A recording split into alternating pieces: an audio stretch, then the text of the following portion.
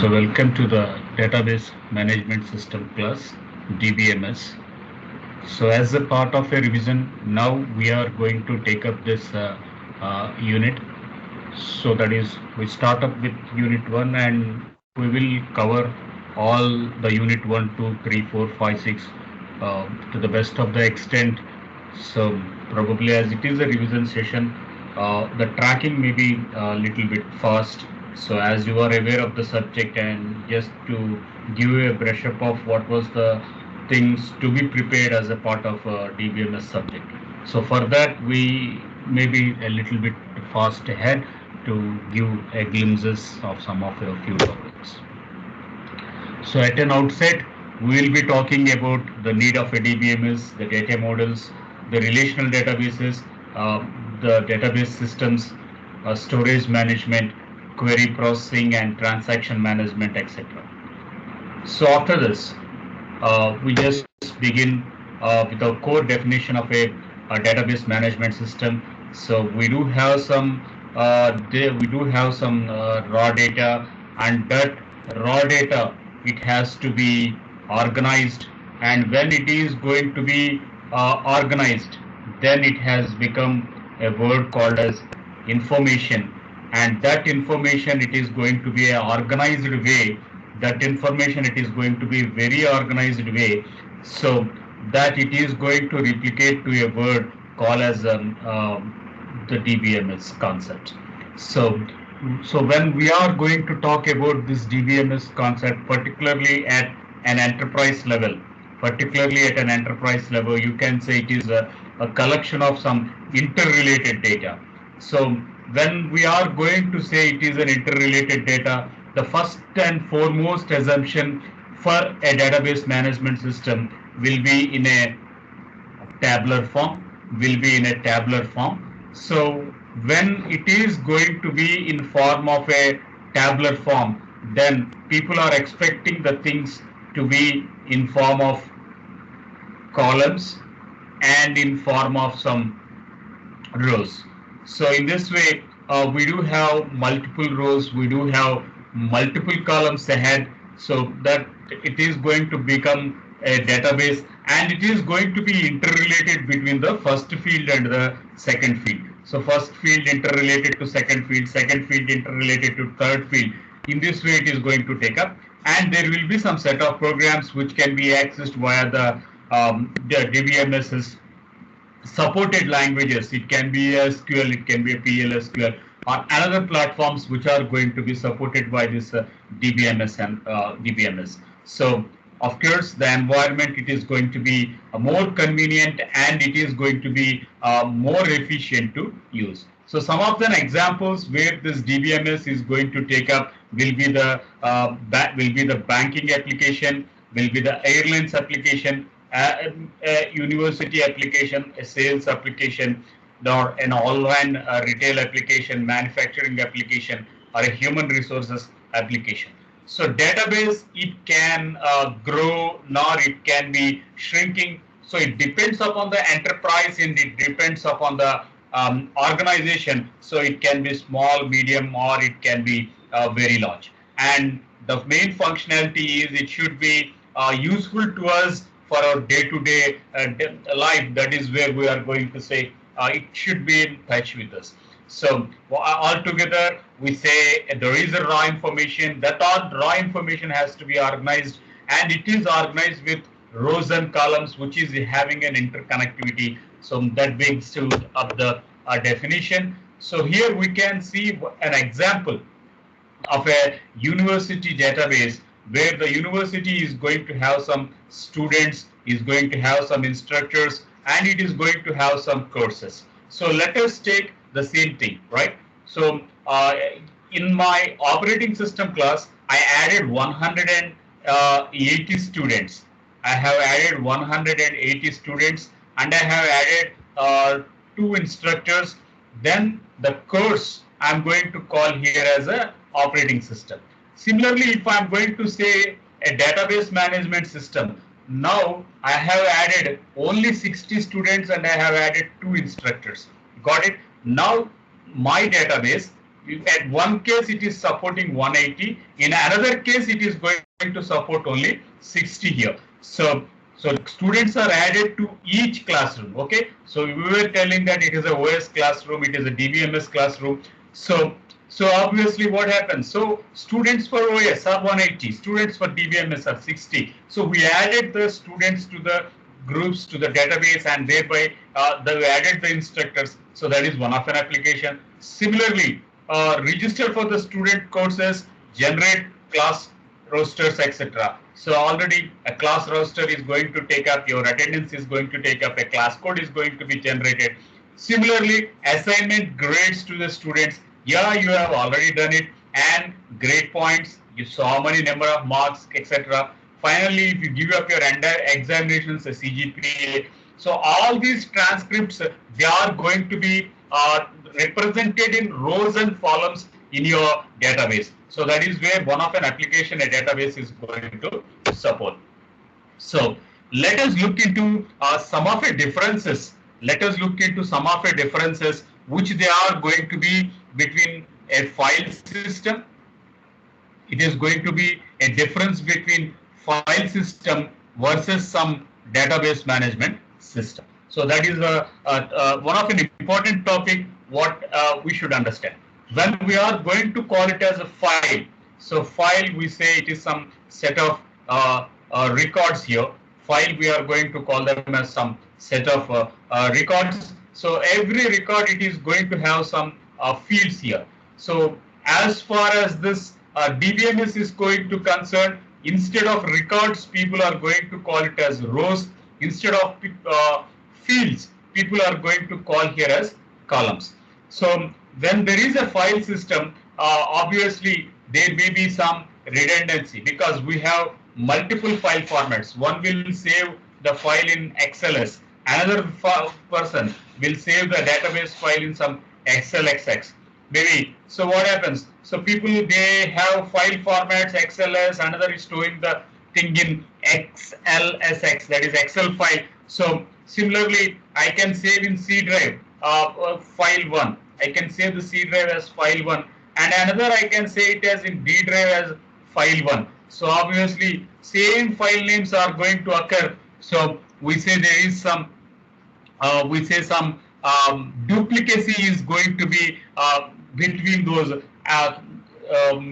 files, which it is very difficult to organize the data. So therefore it leads to some inconsistency. So we don't know which is the exact file. We don't know what was the operation happening over a file. So redundancy, it is going to give you multiple copies. Inconsistency, we are poor in organization of a file. So which is the latest file? What is the fresh copy? What is the latest data, student data there? So that all information is going to be missed. So that it is going to lead it to a value called here as an inconsistency.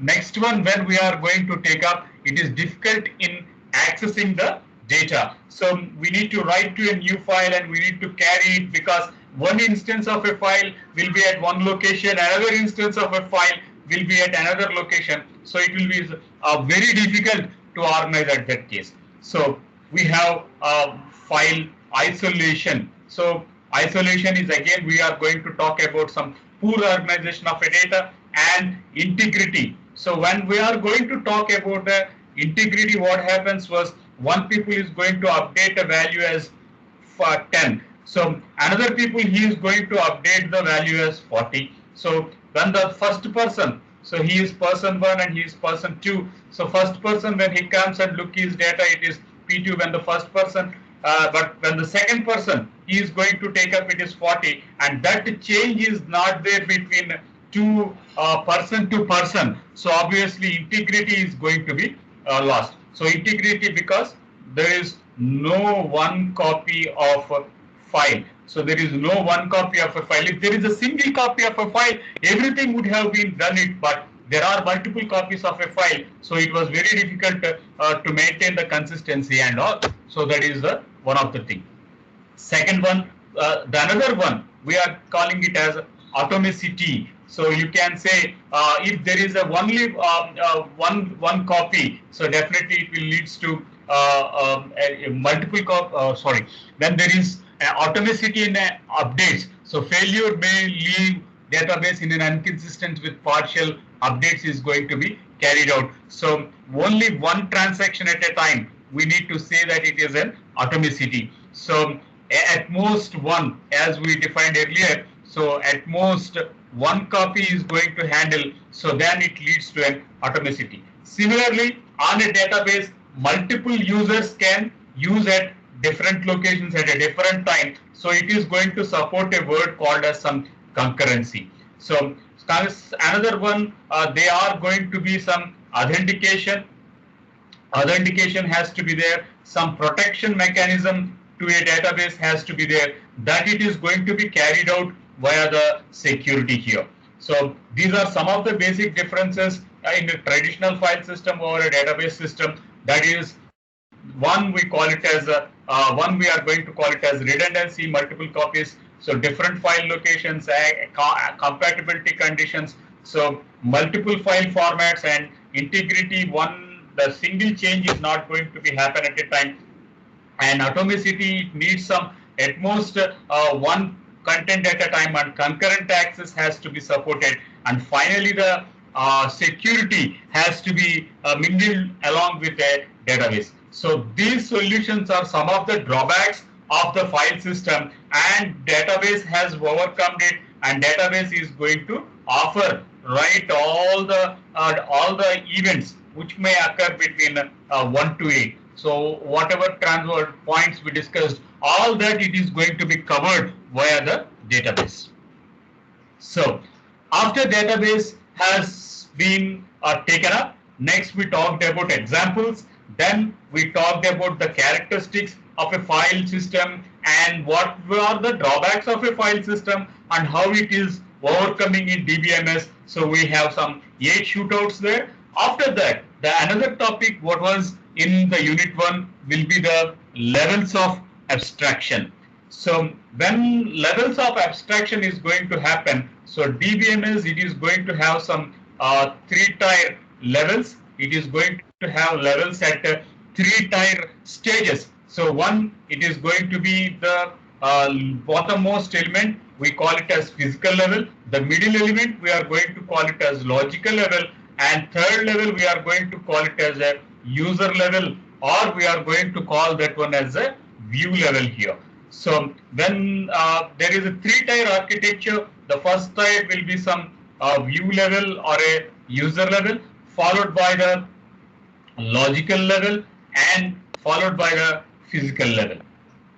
So these 3 levels are going to be organized by the database management system, and original database, which it is going to be in memory, and that it is going to be in the physical layer, nor it is going to be in the physical level. So that is the bottommost element. So memory is going to be allocated to a database, and memory is going to be part of a physical level. So how is this database organized? Yeah, database, it is going to have some lots of databases, and lots of databases, they are going to be organized in form of tables. Our tables are organized in form of some rows and columns. So we do have some database management system, and it is going to be organized in 3 levels. First level, people are going to call it as a physical level. Second level, they are going to call it as logical level. Third level, it is the topmost level, which can be seen by us, as we are going to call them as some view. Now we are going to call them as some view level. Now we are going to call them as some user level. So user level, it will be taken up with the usermost content, the database, the normalization, structure, the schema, all that it is going to taken up at the logical level. But whereas the actual physical implementation of a database, the actual orientation of a database, that too at some memory locations, it is going to be taken up at the physical level. So in physical level, database, it is going to be organized in rows and columns. Database is going to be organized in rows and columns, particularly in form of a tables, and in that tables we do make some relations In that table, we do make some normalization. So we do some key constraints, etc. So that is where it is going to support. So after the physical layer, that level is over, the next one will be the logical level. The next constraint what we are going to take up will be the logical level. So here we have taken up a database. So we have described how a record should be there, so etc. How a record has to be stored in the memory, etc. Next we have to describe about the database, how it is going to be stored, yeah, and what was its relationship. So again, we need to have some schema, that is nothing but some blueprint of a database. So we are going to call it as a blueprint of a database. So this is a major evaluation which you are going to call here as a logical view. So in logical view, much of the thing is going to be focused in form of schema. In logical view, much of a thing is going to be viewed in form of a schema. So schema, it is going to describe the database. So how it is going to describe the database? Yeah, it says, okay, first field can be a identifier. First field can be a string. Second field can be a name, which can be a again it can be a string. And another some department name. Department name also can be some string. So in this way, it is going to take up the exact database. One, it is taking it as a string. Another, it is going to take salary as an integer. In this way, we are going to define the database. Now we are going to construct the database. So how do we construct the database? How do we do the database? Yeah, we have DDL commands, we have DML commands, we have DCL commands, and we have DTL commands. So all these are going to be used so that it is going to be pertained in the logical view. So we are going to create a table that is called as a data definition language. So we are defining a table so that once the table is going to occur, it is going to fit in the physical way.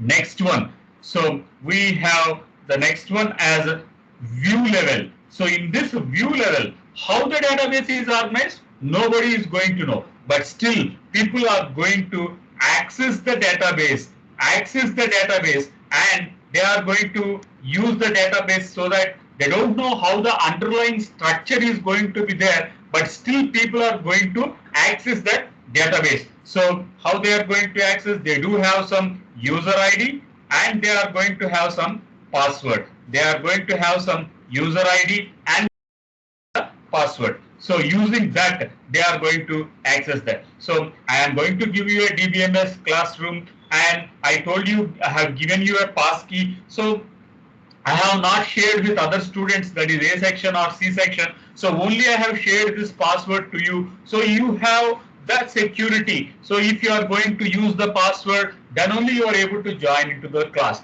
So that is where the security purpose is going to concern. So you have your ID, your register number, that it is going to be accessed as a user ID. As you belong to the organization members, you have came it to directly. If I share you a link, etc., you will be as a guest user and you will not be able to enter into this classroom because you don't have a right to enter as you are not a member of an organization. So that is how a security is going to be mentioned. So to which functionalities it should give, to which functionalities it should hide, all those aspects are going to be taken care.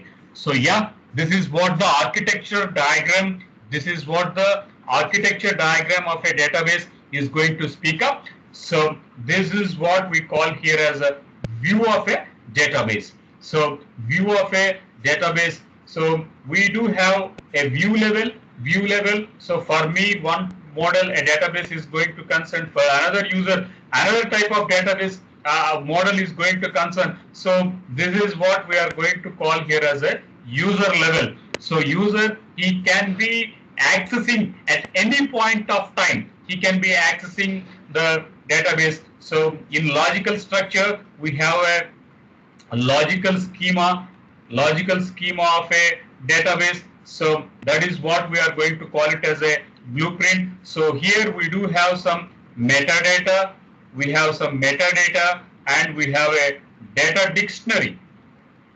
We have a data dictionary, so that how a database has to be organized. So here we do the last level. This is first level, we call it as user level. Second one, we are going to call it as a logical level, where the metadata, the dictionary, data dictionary, the schema of a database. So it is can be with variables, etc., and it can have some key constraints. So you are aware of key constraints. So it can be some primary key, it can be some foreign key. So it can be some super key, etc. So all those we are going to put it here. Then the normalization is going to taken up. So everything what we discuss in a theoretical orientation, that too with ER diagrams, that too with a database definition, with a database design, with a data dictionary, with a metadata, so with key constraints. So all those aspects, totally they are going to be in the logical level, but the implementation issue will be done at the third level. That is what we are going to call it as a physical level. So physical level, it is going to organize the database, it is going to organize the database, and it is going to store the database, it is going to give some memory to the database. And how a database is done? Yeah, database, it is going to be done in tables. What are the entities in a table? Yeah, they are going to be either rows, nor they are going to be either columns. So in this way, a database view is going to be taken place. So after a detailed description, of the three views, that is a user view, a physical view, and a logical view, now we do have some of the extensions. We do have some of an extensions in these layers. One, we are going to say a logical schema. So logical schema, it is going to give you the overall organization of a database. So that is taken up in the logical view. We talked about the logical schema as a database creation. So here you can see a database. It is going to be constructed between set of customers and to be as an account to a bank. So that analogy is going to be taken up. Second one, after the logical schema, the second one you can see here, it is going to be the physical schema, and it is going to talk about the overall structure of a database. How a database is created, at what location it is created, how many bytes it is created, when it is created, when it is updated, so when it is deleted, any modifications, when it is appended, altered. So all such operations are going to be part of this physical schema. So every database, it can have some instances, it is going to have some instances, and thereby it is going to be taken up to work. So instances we are going to call as aliases here. Okay, you created a database called as student, and thereby you created a student S. Then we are going to say S dot, if created student S1. So S1 dot some register number. Now you can say S1 dot name. So S1 we are going to call here as some instance. Now it is going to be called as an aliases. So we do have a database called as a student, and for student we have created an instance. So S1 we are going to call it as an instance, and that instance we do have some aliases, and we are going to use the members inside that database. So more or less in an object orientation model, class is an equivalent form towards a database, and its public members, private members, protected members can be used between multiple ways, or multiple between base class and derived class. The same model will be applicable to the normalized database. So next one, after instances analogy has been taken up, next we do have this physical data independence. So we do have this physical data independence. So it is the ability to modify the physical schema without modifying the logical schema. So assume I have some table.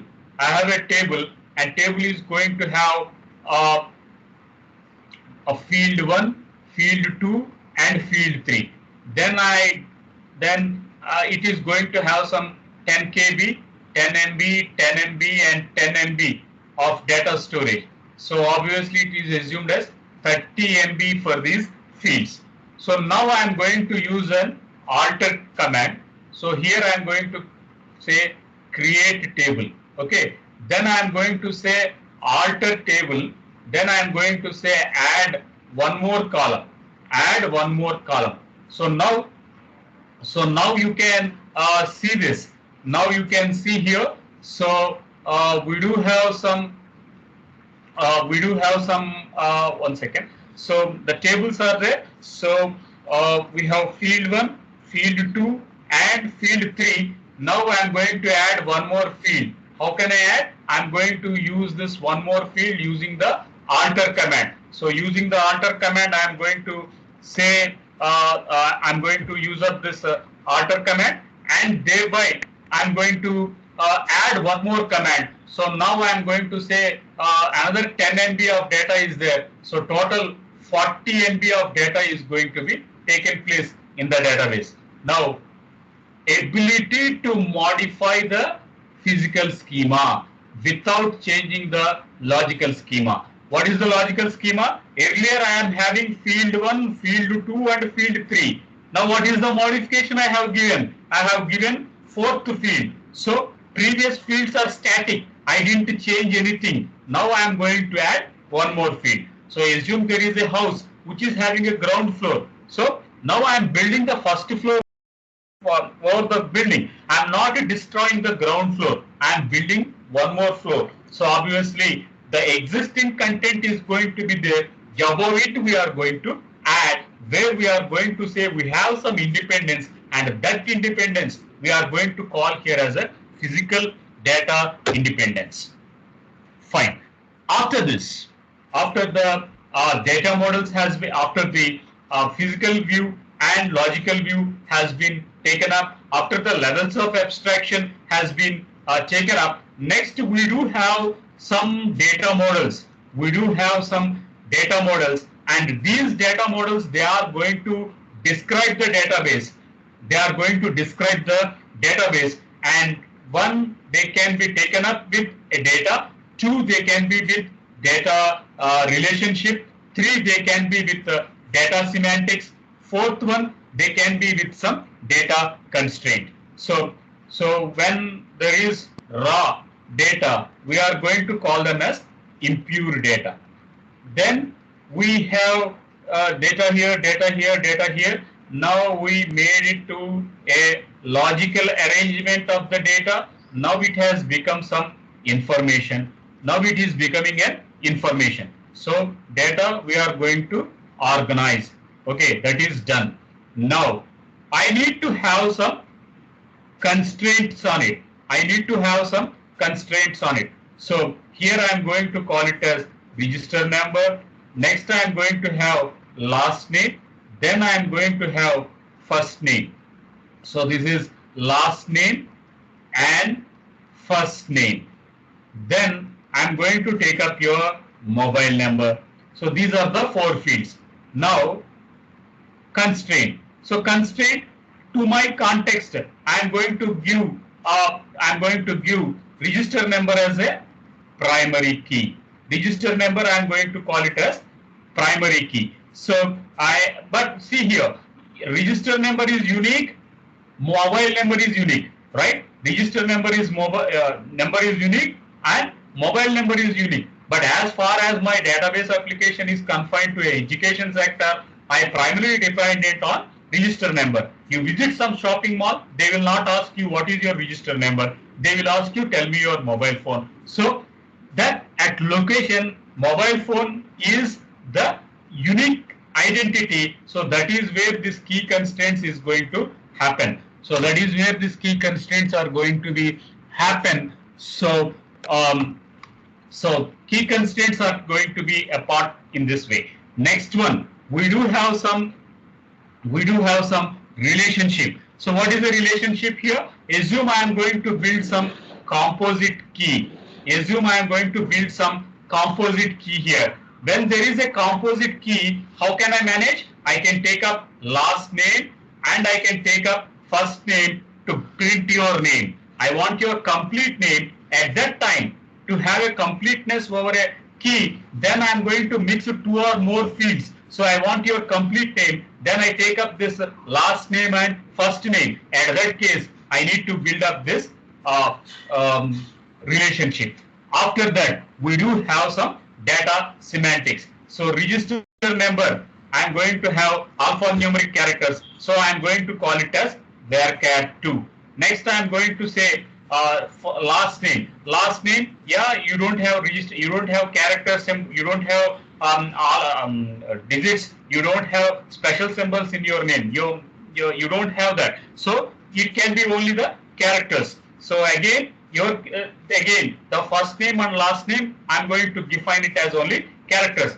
Again, mobile name. So mobile number, it is always only a number. So mobile number, it can't be a characteristic. So now what is data semantic here? When designing a database, I'm going to build how a database should be there. So in one field, it can be alphanumeric, that is varchar2. One field, it should be only character, so it is character. In another field, it should be only an integer number. So in this way, I'm going to interpret my database, what should be the exact way of defining or building a database, where I'm going to give a meaning to the physical, to the schema. That is where this semantic is going to consider.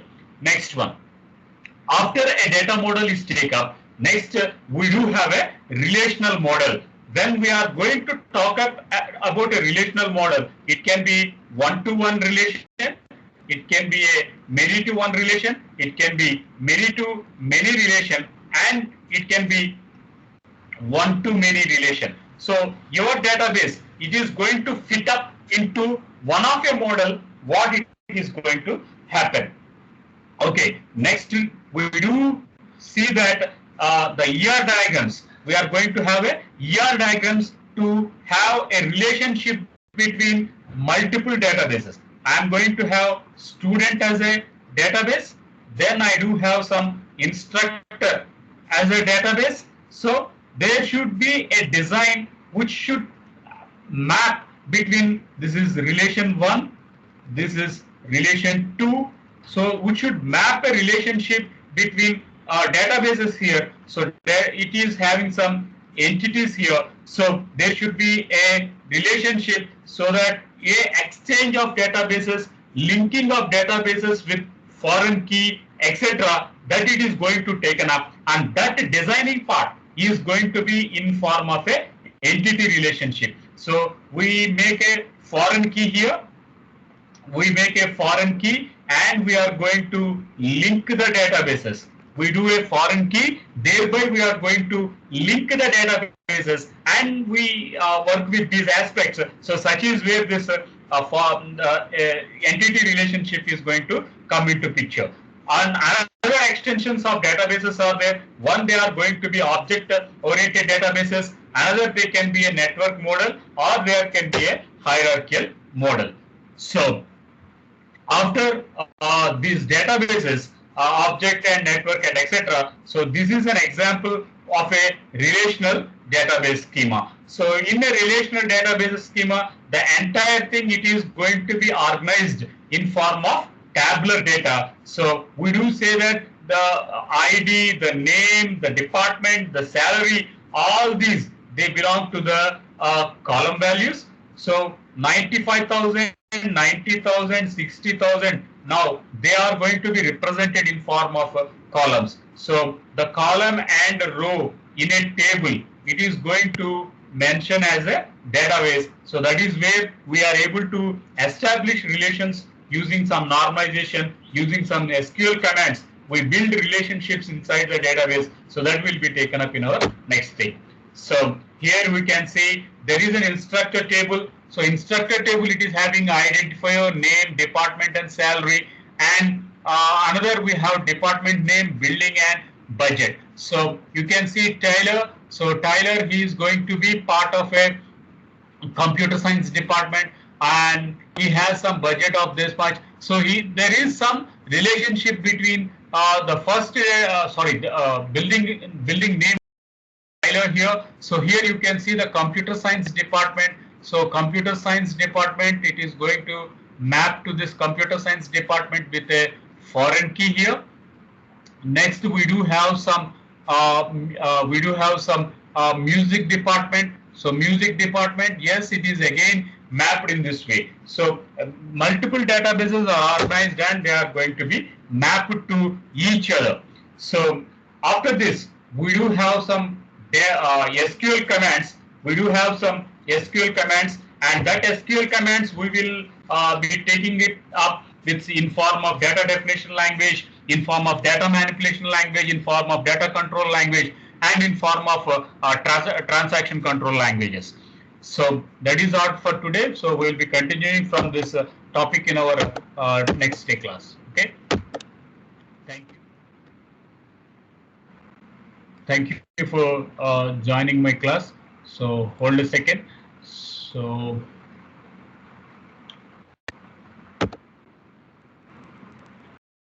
only 36 students turned today. So